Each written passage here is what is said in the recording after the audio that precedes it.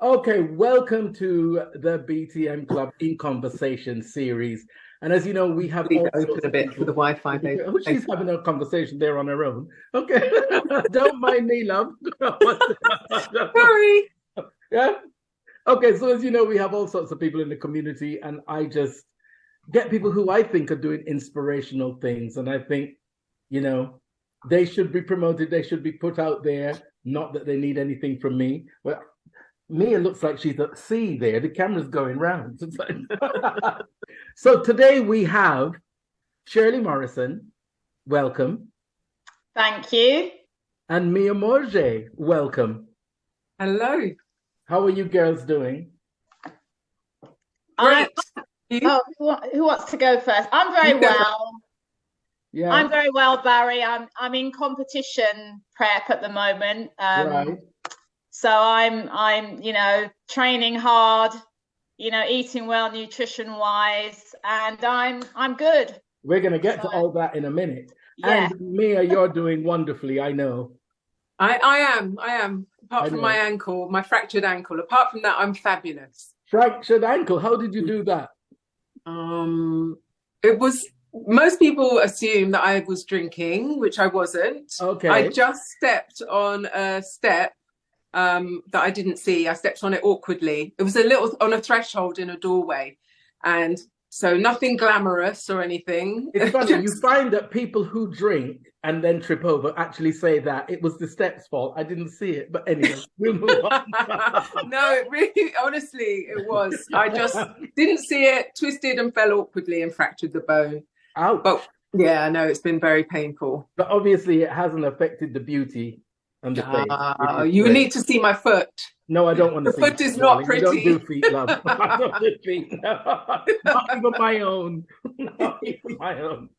Now, these two ladies are, I find, particularly inspirational because of the time of life that they are. That you don't mind me mentioning that because you publicize it, So the time of life that they are, and I don't think inspiration comes from any gender in particular. Men can inspire women and women can inspire men. And these two women here are very inspirational and I think can actually inspire a lot of guys out there. Now, Shirley Morrison she's always been into health and fitness and nutrition in particular. You got a couple of books out as well. Well, I've got one book out, yes. Okay.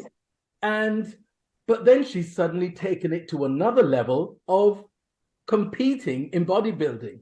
Now, I think that is fantastic. I agree.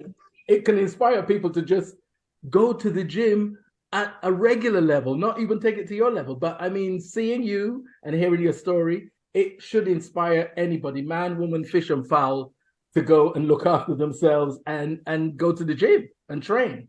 And the other lady is Mia Maugé, who looks completely different from I remember her because, as you always said, you used to dye your hair, and then she suddenly decided at this stage of life, you know what, to hell with it. I'm letting my natural color come through and my natural curls. And here we are. And through that brave step of allowing her natural self to be seen, a whole new career was born out of that. I know. I'd never imagined. Yeah. So we'll start with you, Mia. Okay. And I'm always asking her, how do I pronounce the name? Mia, Maya? I can never remember. So forgive me. It's Mia. So you got it right, yes. Mia, right.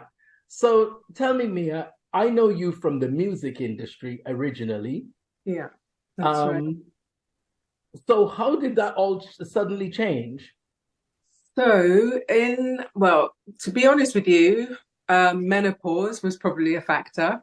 In 2016, I just had I didn't know that I was menopausal. I was just having all these symptoms, didn't know what they were, felt like I was falling apart. And once I did find out what they were and that I was perimenopausal, I just felt immediately empowered and decided to do my homework, remedy the situation. And in doing so, my daughters had been nagging me to stop dyeing my hair. We're going back to 2016 now. And I had to have an operation, and 6 weeks recovery for the operation. And I just decided during those 6 weeks, whilst I was remedying all the menopausal symptoms, that actually menopause had made me kind of step back and evaluate my life and sort of think about, yeah, it did. It made me wonder, you know, where I was heading, what I was actually wanting to do with my life. Just, it made me assess where I'd been and what I could bring with me into this next season. I've got Invisalign in. If I sound a bit funny, that's why. A bit lispy, just explaining. And so I decided to let my hair, just see what it would look like. I always loved the colour, always thought the colour was lovely, but I just had this obsession with being deemed old and having society write me off as being old. As you said, I was in the music business and not in the forefront, I was in the background always. I was a music journalist initially, but at the time when I went silver, I was working for an awards show. And I was doing their digital. I was helping them with digital marketing and all of that, which is a very young scene. It seemed to be very young. And in 2016, it was all just kind of, you know, developing very quickly. So I very much was worried about how I'd be perceived in the workplace with grey hair. Would I be seen as irrelevant and unimportant? So really, did you actually think about that? Did that Absolutely. I was single as well, Barry, and I thought about navigating the dating world with silver grey hair. What does that even look like? You know, people thinking, do they even want to date an old looking person? Because there is a deep rooted association with grey hair being associated with being old. There certainly was back then in 2016, less so now post-COVID and post-lockdown. A lot of women have done it, but at that time it was really quite a radical thing to do. And people thought I was crazy. People literally thought I was crazy. I went to the hairdresser once to see if they could match the dyed bit with the root, and they looked at me like, what are you even thinking? Asking us to do. Yeah. They actually said to me, what we could do is blend the root with the dyed bit and try and do it that way. And I was like, but it's taken me 3 months to grow it this long. Why would I want to dye those roots? Anyway, the long and the short of it is, once I made that decision, there was no turning back. I just carried on with the support of my daughters. So did you let it grow and then cut off the dyed bit? I felt so butters for 2 years. For 2 years, I felt very young. Yeah. So I had the demarcation. I bleached the ends, and the texture just turned to like candy floss texture. It was so fragile. So I just felt it was a good thing I was single, because whoever I was with would have dumped me there and then, because I did not look good. So for 2 years, yes, I felt very unattractive. I hid it under hats and scarves and everything. Now it looks intentional. When you see women doing that now after lockdown, it looks intentional. Back then, it was just people thought I was letting myself go, you know, that I was having a nervous breakdown, whatever. It's really funny how, well, it's not funny at all, actually. It's quite serious, that how society, and I mean, it's a bit of a cliche, I guess, how society does put pressure on people such that they're having thoughts like that, like, well, I can't even be in my job anymore because my hair is going grey. And or just going through the process of going for an interview. If you're there with your grey hair, looking, you know, older or being seen. Yeah, you see, that's the thing. And it's like, well, you're looking mature, yes, but it doesn't mean you're looking beaten up because you have grey hair, because they are young people who go grey young. There is, you're absolutely right, which I found out later on. I didn't realise it's not age. It's not age related. You can go grey very young. I mean, I started dyeing my hair when I was 33. It wasn't that bad. There were just a few strands, but I dyed it for nearly 20 years. And not because I didn't like the colour. I think there's a big difference. If you don't like what's underneath the dye and you dye it because you feel better and it makes you feel good and you prefer the dye colour. But if you're like me, where there was just a deep-rooted ageist viewpoint that I had, an internal ageism that I had about how society would view me, and we have to stress, particularly for women. I agree. Yeah, absolutely. You're a silver fox if you're a man. Exactly. Yeah. You know, there's so many comparisons. Distinguished. Well, if a guy is grey, he's a silver fox, or he's distinguished. Yeah. As if a you know. Very different. It's hard. She looks like Zelda from Terrahawks, you know. So it wasn't an easy decision, but once I'd done it, I rolled with it, and so much magic has happened since, you know, like my life has completely changed. So Shirley, hi. So you went from very interested in health, fitness, and nutrition. Yes. And tell us about your book. Yes, it's probably about 8 years old now, actually. Right. It's available on Amazon. It's called The Best Kept Secrets of Health and Vitality. I wrote it with an old school friend. She's a herbalist, a medical herbalist. And one day we were, you know, just having a general chit chat. And, you know, we said, I think I brought up the subject. I said to her, why write a book when you've got so much knowledge? You know, let's just write a book and put all our knowledge out there. And that's what we did. And we got it published. And it's on Amazon. Right. And, you know, I've always been interested in health and fitness. Okay. Since I think in my mid-20s, really, always eating healthy, exercising, but not exercising with weights. So we'll come on to that later.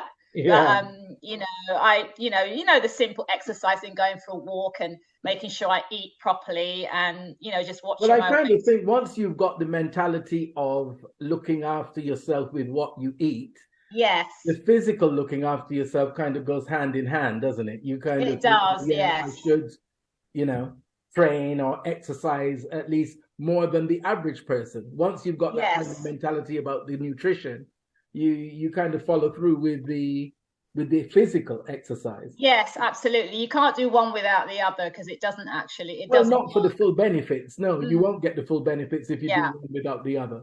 Yes. So, can I just interrupt you and say, I love that cushion behind you. So we'll have a little conversation after. Okay. Okay. Okay, Barry. Back to business, girl. Yes, it's nice. I like it too. I love that cushion, yeah. So you used to train. When did the penny drop that you thought, you know what, I want to take this to the next level? Right. Let me tell you my story. Please do. That's why you're here, honey. It all began in, I think, round about May 2018. One of my girlfriends, she does the carnival. She does it here. She does it in Barbados. She does it in Trinidad. And she said to me, oh, Shirley, why don't you come and, you know, do carnival in costume in 2018, Notting Hill Carnival? And I thought, oh, yeah, I'd love to. I've never, you know, had that experience. And she'd been doing it for years. And I thought to myself, oh, I'd love to. So I said to her, well, can you send me over what sort of costumes, you know, the band that we were going to be obviously with? And she sent me the costume. I thought, oh God, it's a bit skimpy. So I thought to myself, oh, I need to get in shape, as in muscle. I wanted to build like a physique. A physique, one that would obviously complement the costume. Appropriate physique. Yes, appropriate physique. Because I'd always been interested in these ladies that were just toned, you know, the pretty muscle, not the heavy muscle, the pretty muscle. And I thought, I'll get myself into shape, because even though I was slim, I had no muscle tone whatsoever, just slim. Just no definition as such. No definition whatsoever. So I got myself a trainer, local trainer, because I live in Crystal Palace. I started doing group classes, and then I went on to do one-to-one, because I told him I've got a goal. I want to do the carnival in August, but I really want to have a bit more muscle definition. So we got to work, and carnival came, and I looked fantastic in my costume. I was so pleased with the results and stuff, and I just carried on training with him. And at the end of the year 2018, I did like a photo shoot in the gym, and I just kept setting, you know, personal goals, you know, every so often. And then 2019 came, and this feed came up in my Instagram for bikini fitness, and I said, wow, that looks interesting. So I took the idea to my coach, and the rest is history. I started training, and I competed that year in a couple of competitions, and I'm still going strong today. I've got an Wow. international Now competition. it's really funny, the inspiration, because I need to tell you that Notting Hill Carnival was Mia's. Did I say it right? Mia? Yes, yes. Okay. It was Mia's territory back in the day. Oh, really? Okay. Uh-huh. Well, I don't know about my territory, but I used to work for them. I worked for them, but I also grew up in the carnival community. My dad was a musician, and so he was there at Notting Hill Carnival's inception. And he's from Trinidad as well, so I go to Trinidad. Oh, lovely. But the first time I ever wore like a skimpy costume was, I think it was 2014, when I would have been in my late 40s. So a bit like you, although I didn't go down the muscle building thing. Because the one thing I absolutely love about Carnival is there's no judgment around body. There's no body shaming that happens on the road. On the road, you see all shapes and sizes. Yes, and you can see some unbelievable physiques in costumes, both ends of the spectrum. Yeah, absolutely. And it's probably the one place that I actually, once I'm on the road, I actually feel completely uninhibited and free in my body the most, because I've never been body confident. I still struggle with that. I work on it, but I still struggle with that. But on the road, it's fine. I'm good. Plain mass. So you got this thing on your feed about bikini fitness. Yes. And thought this was something that you could do. Well, yeah, I looked at it and I thought to myself, I can do that. I said to myself, I can do that. And I love fitness, and I thought, oh, I'd love to do that. So I took the idea to my coach, and we just got training straight away. And I did 2 competitions that year in 2019, and I'm still going strong. I've got an international competition in Italy later on this year, so I'm training for that. So yeah, I totally love it. I mean, I think to myself, God has given me, I'm blessed to be able to train at my age, basically. I'm in my late 50s, so I'm literally blessed to have the health, the strength to get up in the mornings and go to the gym, and obviously the motivation as well, because without that, you have to be motivated, because it's a huge commitment. Yeah, that's what I used to, because as you know, my background was health and fitness and nutrition as well. So that's what I always used to say to my clients. It's not the days that you feel motivated that you must go. It's the days that you don't feel like going that you must go, because it makes the rest of it easier. Because you have to really pinpoint the fact that you're not going because you feel like going. You're going because you have to. That's really what it is. So whether you feel like it or not is irrelevant. Yes, yeah. But so yes, back to Maya, and said it wrong, didn't I? You did. I said it wrong. It's funny. It's usually the surname that people struggle with, not the first name. I need to just stay with Maya. Think of Mamma Mia, and you'll be on track. So you said once you decided to let the hair go natural, magical things started to happen. And I can say they certainly did, because every time I turn on my television, I'm going, that's what, again? What, again? You were just on 10 minutes ago in something else. What? Oh, well, it's kind of the first thing that happened. I was working at Carnival, and they're based right near Portobello Road. I have to say, actually, the first thing that really happened outside of the modelling and outside of career was the response that people had on the street, which was everything, always positive, right? Like kind people paying me compliments in the street, a lot of young women paying me compliments, and so that was the first thing. I didn't expect that at all. That was a shock. So that was lovely. And then when I was working at Carnival, I was walking down Portobello Road. I'd been for lunch with my daughter, and this car suddenly stops midway, mid-speed on Portobello Road, and this woman jumps out of the car and she comes running towards us, and I assume it's my daughter's friend or somebody she knows, and she comes up to me and says, "Are you a model?" And I said, no, I'm not. She said, because I'm a casting agent, and we're getting a lot of clients ask us for, for people that look like you, and we don't have anybody in our books. Would you be interested? And I think my response was, sure, let's make some magic happen. And absolutely, that's what you do. It's like, what can happen? You've got nothing to lose. Exactly. So I didn't hear from her, and so I was kind of excited for a few days, thinking, I'm going to get this call. Didn't hear from her for probably about 2-3 months, something like that. And at that point, I'd forgotten all about it and just thought, And then she called and she said, told me about this casting, and I went for that and surprised myself and got the job. And you'll know, Barry, I'm not the most confident, I'm a very camera shy. It's not my, being in the spotlight is never believe it, guys. You would never believe it. On your TV screen every 10 minutes. Well, okay? Do you know what, though? It's because it has purpose. That's why. So I wouldn't have gone out of my way to try and do this, because I'm not that person. That's for other people. Even like you taking a picture of her when you're out. She's like, I run from cameras. Yeah, you'll know. I'm not. She doesn't that person. Taking a picture of you when you're out, so I know what she's saying is true. It's very true. There are very few photos of me over the years because of that. So, yes, I had to push myself to do it. But the first job really was about this new kind of mentality, mindset that I was developing in my midlife, which was just to say yes more often and be a bit bolder and not let opportunities pass you by. And when I was in my late 20s, I was approached by MTV to get a job with them. They just launched and they wanted a presenter, and I was headhunted, and I turned it down because I am that shy. And I always wondered, if I had taken that, my life would have taken a whole different direction.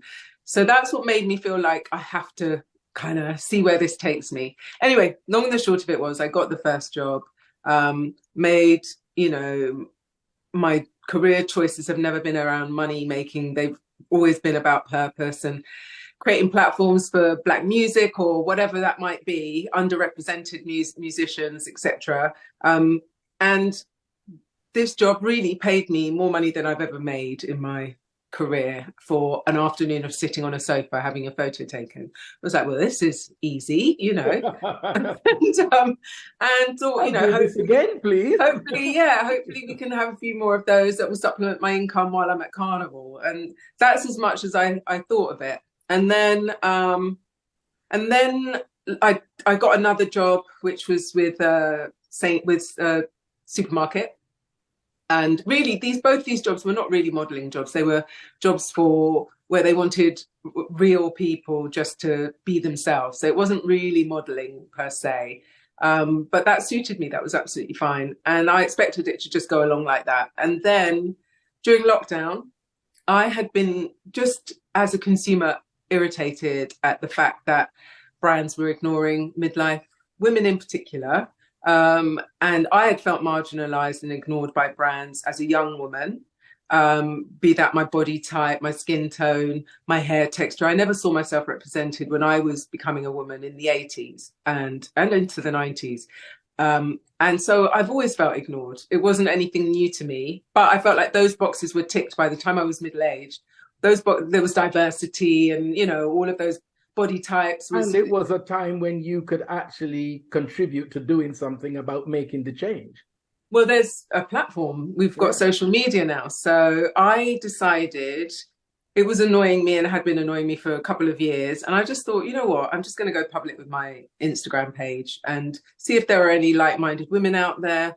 I didn't think beyond kind of maybe connecting with other women, maybe creating some sort of platform for middle-aged women. I'd done the whole work with Carnival and created a digital persona for them they didn't have before, and attempted to change the negative narrative in the media and very successfully connect with the media. And so I'd had that experience behind me with digital and using it as a platform to create change.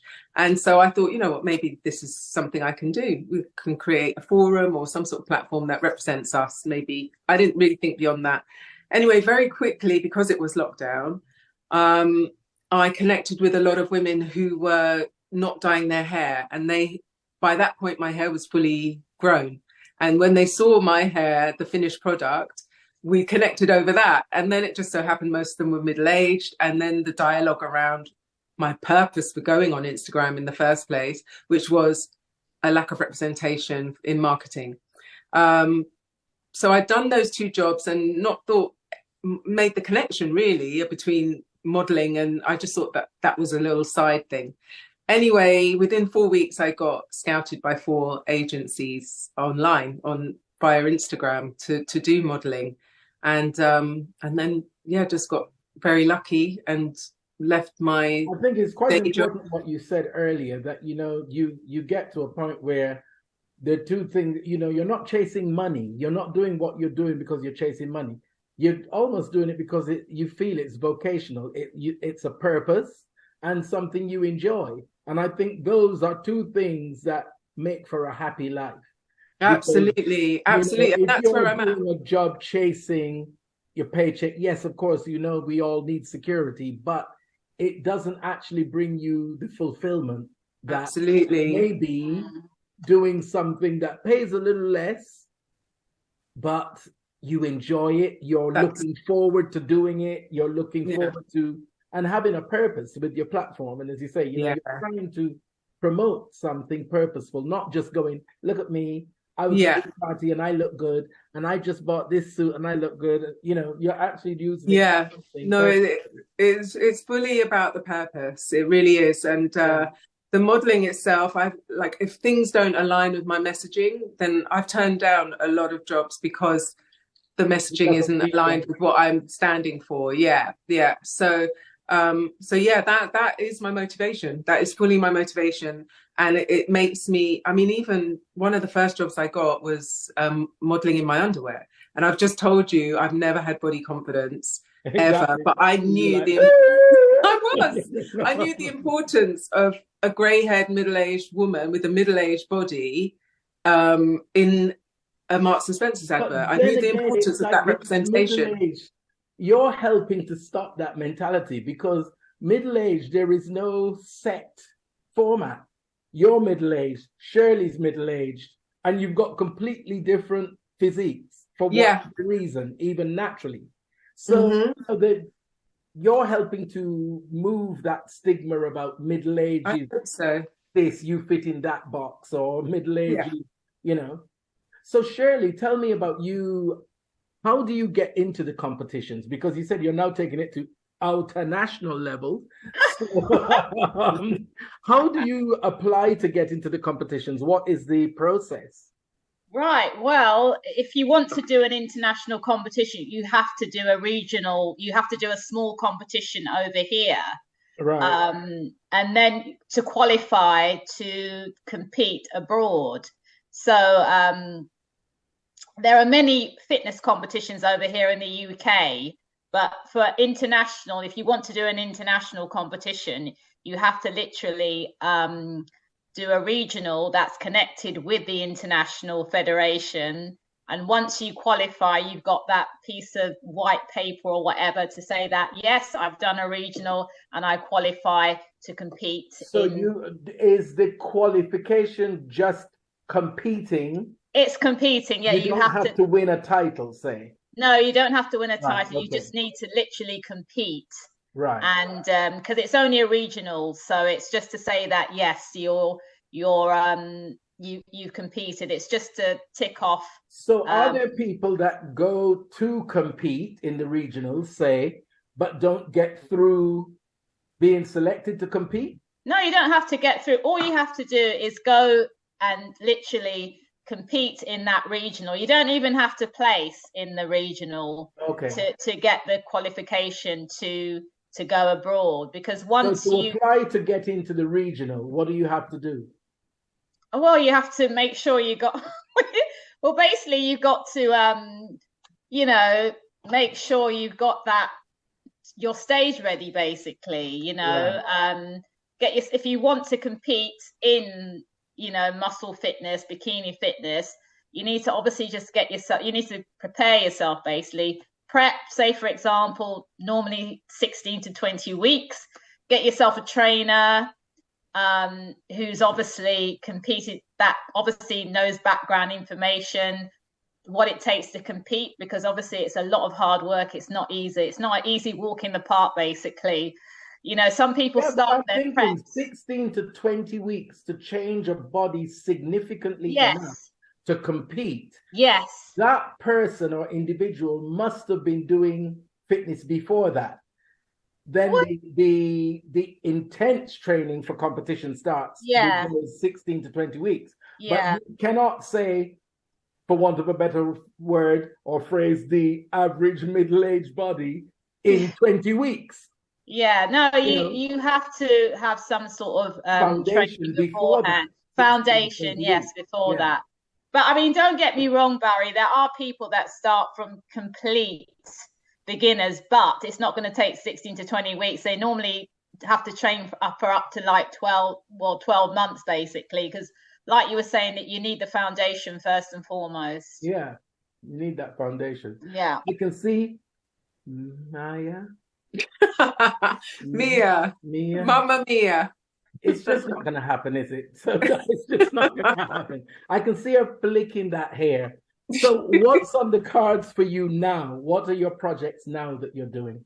So what's come off the back of the modeling, or really off the back of Instagram and being present on Instagram, having a presence, being vocal and visible, has been pretty life-changing, I have to say. So I was able to leave my day job, a year after starting this.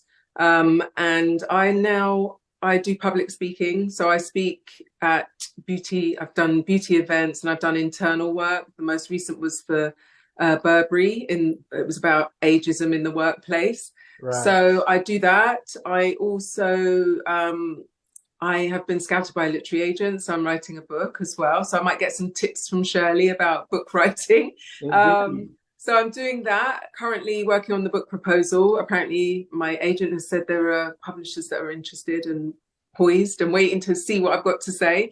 So I'm in an exciting, probably the most exciting time in my life, Barry, I have to say, in terms of and all for being crazy enough to go, you know what, I'm just not going to dye my hair anymore.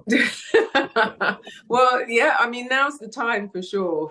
Oh, the other thing, I've been scouted by an American agency as well. So I'm looking to go out there for a little bit in the States. So what else am I doing? There's something else.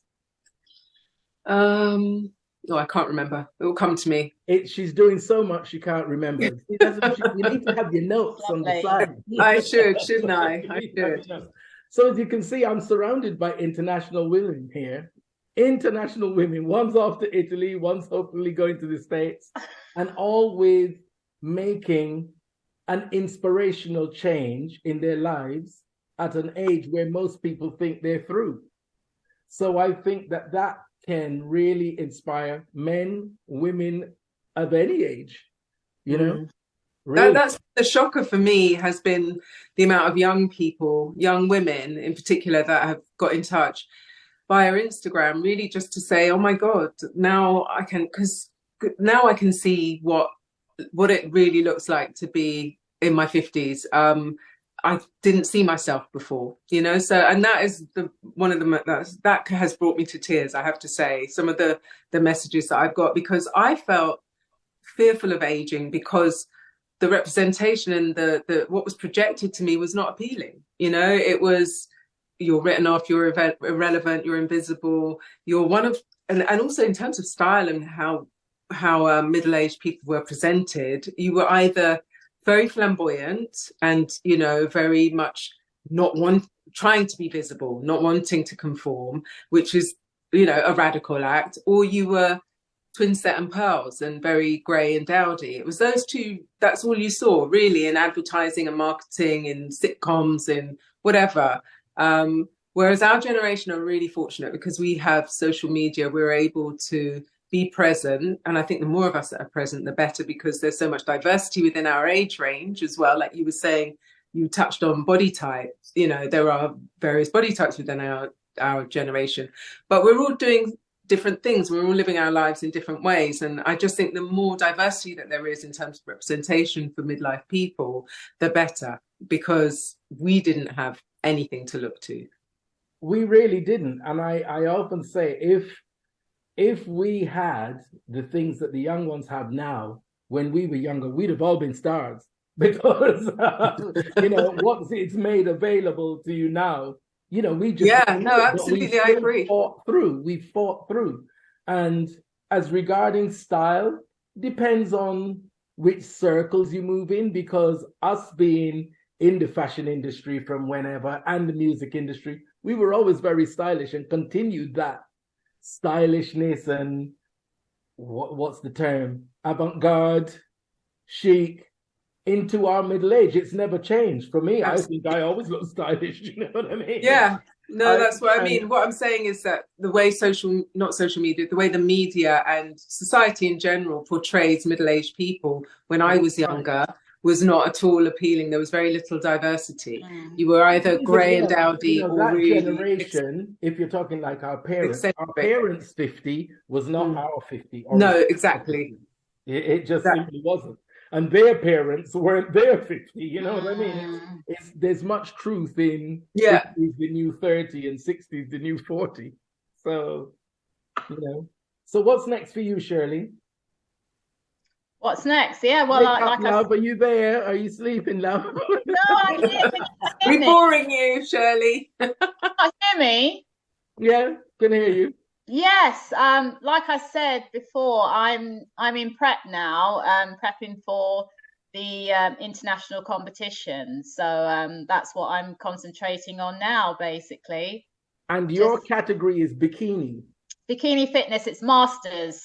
Right. So it's not bodybuilding as such. It's bodybuilding. It's bodybuilding, yes, but it's bikini fitness. Right.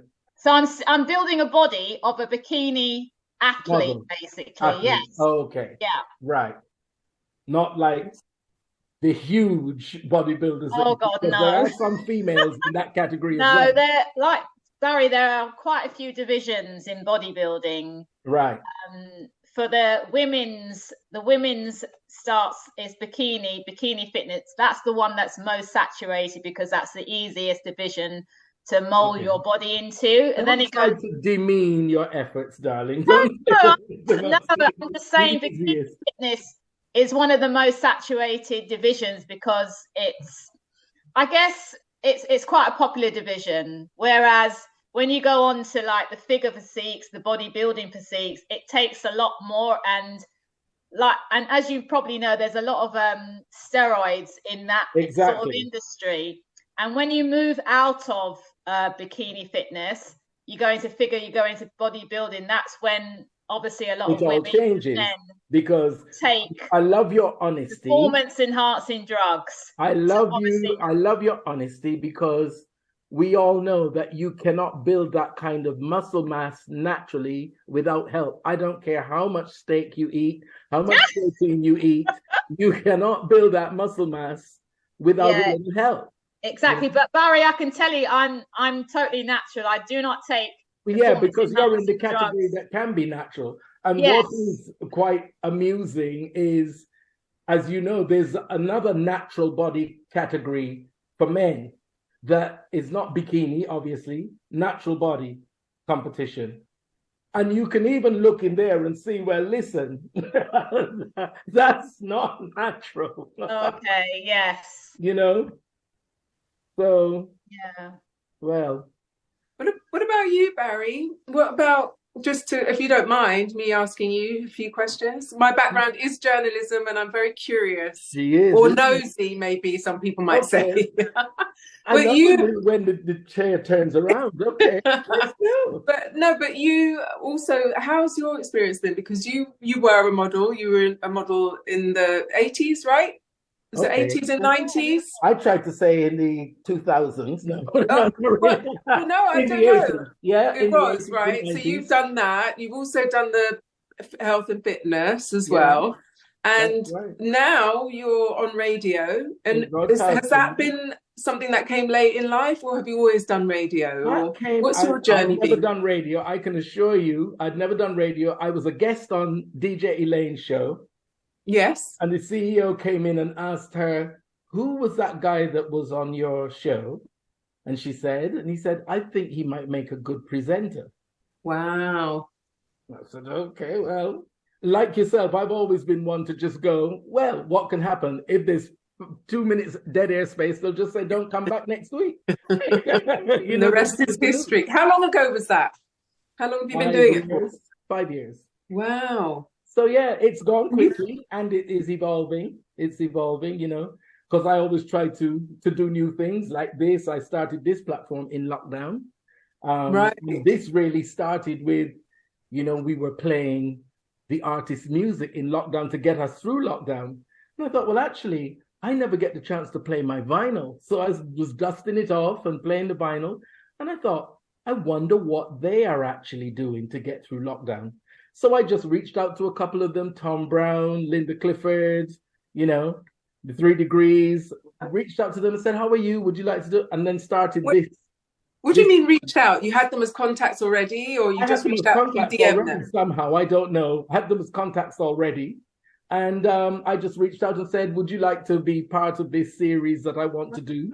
And they said yes. So, and it's gone from Steve Arrington, Jeff Lorber. I've done them all. And I'm still accumulating because I think it is important that our stories are told by us to our sympathetic ears. I think that is what is the important thing. I totally agree. I totally agree, yeah. And with sympathetic ears and with the sole purpose of trying to promote a positive.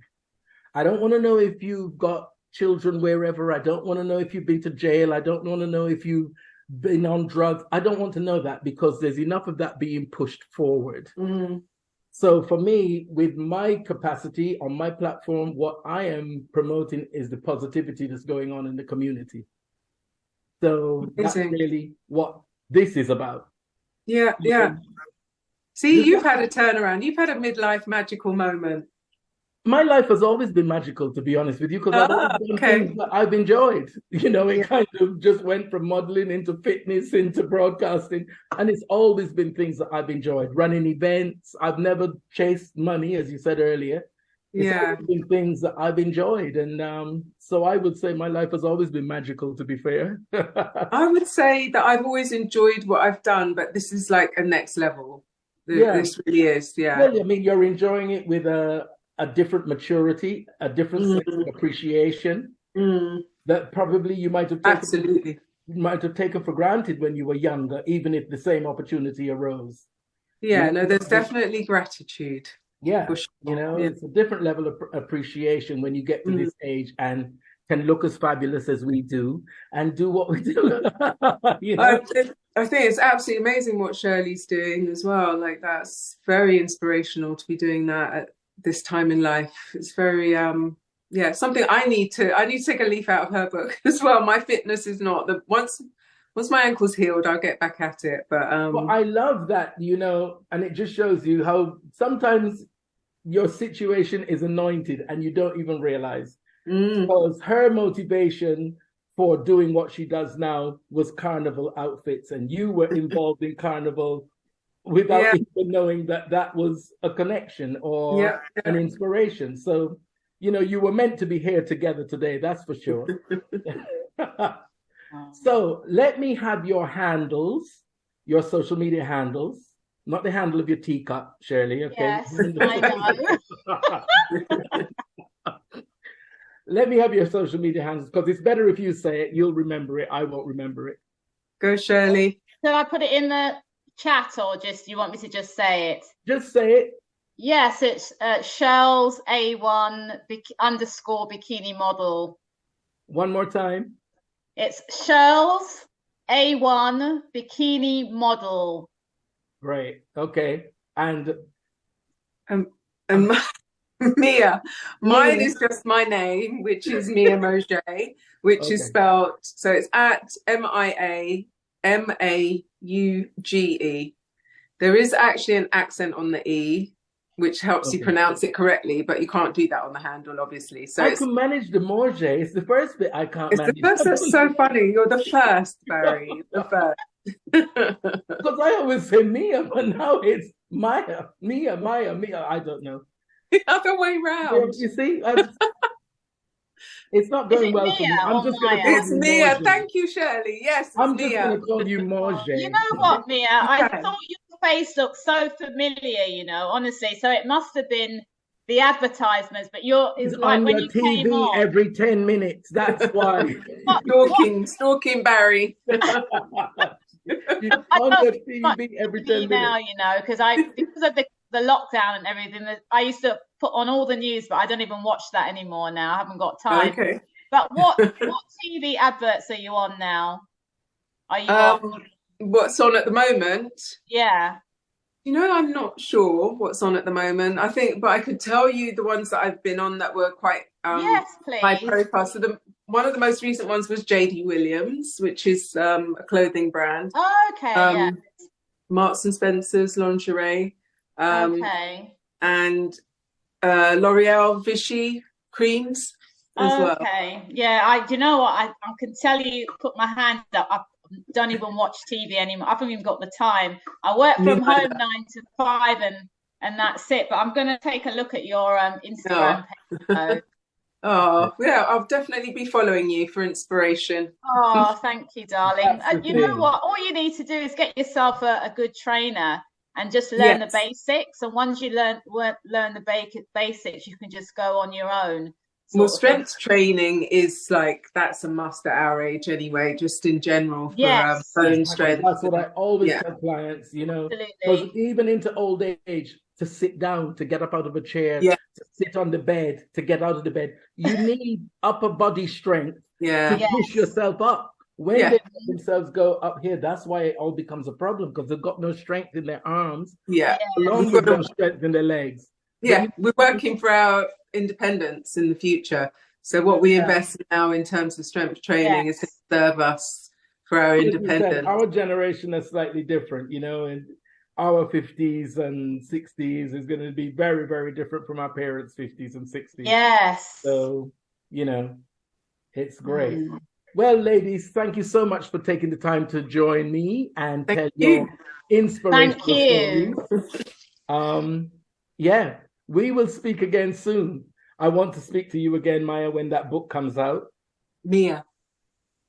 Listen, leave me alone. This is future. Leave me alone. And Shirley, I want a second book from you as well, darling. You've got to make time for a second book. Oh, yes, I will do. I will. No, definitely. I will make time for a second book. And Mia, it's been absolutely lovely connecting with you. I'm going to start following you on Instagram. Oh, you too. So really inspiring. Nice. Oh, thank you. Likewise. I think the same with you. Thank you, Mia. Thank you. Yay, you got it right. Woo! Thank you, how hard that was. Do you know how hard that was? Thank you, Barry. Sit for a minute and think. Mia. That's right. I'll just call you Barry from now on.